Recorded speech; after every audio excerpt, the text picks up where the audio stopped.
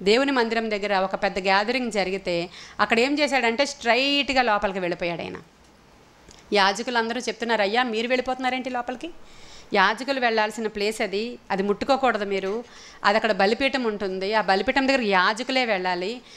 మీరే చేయించారులే, అది మీరే తయారు చేయించారు, ఈ మందిరం మీరే కట్టారు, మమ్మల్ని మీరే అపాయింట్ చేశారు, మాకు మీరే జీతాలు ఇస్తున్నారు నిజమే, కానీ మీరు వెళ్ళకూడదు అక్కడికి అని అరిశారు వాళ్ళు. అయినా సరే రౌద్రుడై ఆయనకి ఏమైంది, అక్కడ కోపం వచ్చేసింది. గర్వము కోపం తీసుకొచ్చేస్తుందండి. నాశనానికి ముందు ఏమి నడుస్తుంది? మీకు ఎవరికైనా చిన్న మాటకి కోపం వచ్చేస్తుంది, చిన్న మాటకి అంటే ఎంతో బాధ అయిపోతుంది. మీకు ఏదైనా కరెక్షన్ చెప్పాము అంటే చాలు ముఖాలు మాడిపోతున్నాయి అనుకుంటే మీకు ఏముందని అర్థం? మనకి గర్వం ఉందని అర్థం అండి. ఇంకా మన గర్వం యొక్క లెవెల్ ఎక్కువైపోతే మనకి ఇష్టమైతే వస్తాం, కష్టమైతే మానేస్తాం. ఎక్కడికైనా సరే, ఇక్కడికని నేను చెప్పట్లేదండి. ఎవరైనా ఏదైనా అన్నప్పుడు, సొంత ఇంట్లో వాళ్ళు అన్నప్పుడు మాట అంటే పడము, మేము వినము, మేము చేయము అనుకుంటూ ఉండేటువంటి నైజము, అది గర్విష్టి.